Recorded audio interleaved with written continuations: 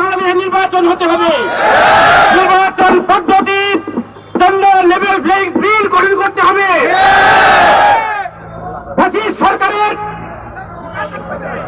তাদের বিচার কার্য দৃশ্যমান হতে হবে।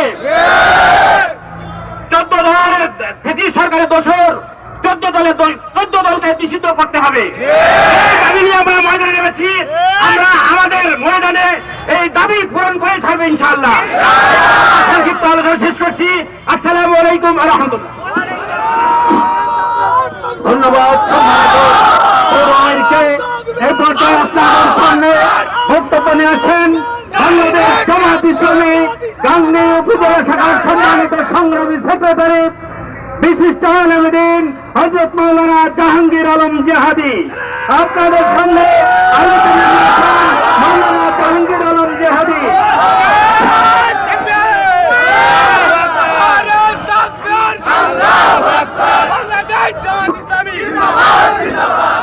সম্মানিত সংগ্রামী তৌহিদি জনতা, আপনাদের সকলকে জানাই শুভেচ্ছা ও সালাম। আসসালামু আলাইকুম ওয়া রাহমাতুল্লাহ। প্রিয় ভাইরা, আপনারা শুনেছেন এবং ইতিপূর্বেই ঘোষণা হয়েছে, বাংলাদেশকে যদি সুন্দর করতে হয়, বাংলাদেশকে যদি অন্ধকার থেকে আলোর দিকে নিতে হয়, বাংলাদেশের সঙ্গত যে 5 দফা দাবি, এই 5 দফা দাবি অতি অবিলম্বে মেনে নিয়ে কার্যকারী করতে হবে। সারা বাংলাদেশে জোয়ার উঠেছে, সারা পড়েছে বাংলাদেশ জামাত ইসলামীর আদর্শ থেকে, ইসলামী ছাত্র শিবিরের আদর্শ থেকে বাংলাদেশের ঘরে ঘরে দুর্গ গড়ে উঠেছে।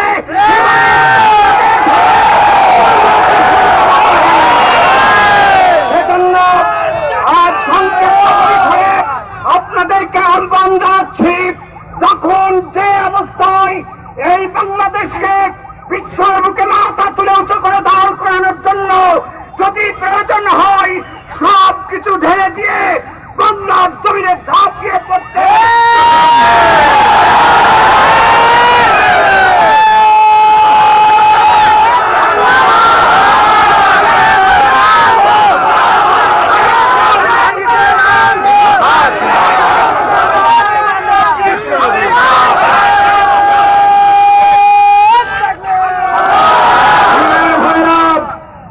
রাস্তায় চলাচলের সমস্যা আর কোনো কথা নেই।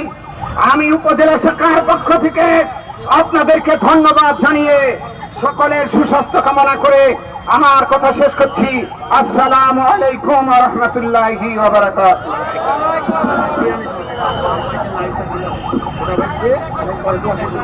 ধন্যবাদ সম্মানিত নেতাকে।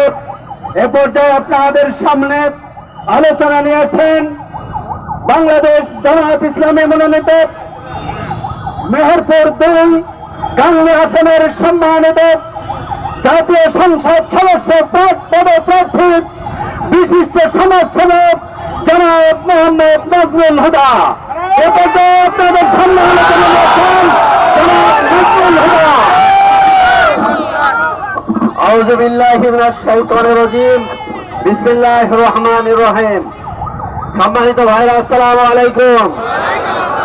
আজ কেন্দ্রীয় ঘোষিত প্রোগ্রামের আলোকে গাংনী উপজেলা কর্তৃক আয়োজিত আমরা মিছিলকে এখনই শেষ করলাম। সম্মানিত ভাইরা, আপনারা জানেন যে আগামীতে যে নির্বাচন হতে যাচ্ছে, অতীতে নির্বাচনের অভিজ্ঞতা থেকে আমরা দেখেছি অতীতে যত নির্বাচন হয়েছে সেখানে কালো টাকা ভোট কেন্দ্র দখল সহ বেশি শক্তির ব্যবহার করে বিভিন্ন কায়দায় ভোটকে অন্যদিকে প্রবাহিত করা হয়েছে। আগামীতে আবার সুষ্ঠু নিরপেক্ষ নির্বাচনের স্বার্থে বিহার পদ্ধতির ব্যাপারে জোর দাবি জানাচ্ছে। পদ্ধতি এমন একটা পদ্ধতি যেখানে কোনো প্রার্থী থাকবে না, প্রতীকে ভোট হবে, যেখানে প্রার্থী কোনো টাকা খরচ বেশি শক্তি ব্যবহার করতে পারবেন না। আগামীতে দেশের স্বার্থে, জনগণের স্বার্থে, আগামী ন্যায় ইনসাফের ভিত্তিতে একটা কল্যাণ রাষ্ট্র, গণতান্ত্রিক রাষ্ট্র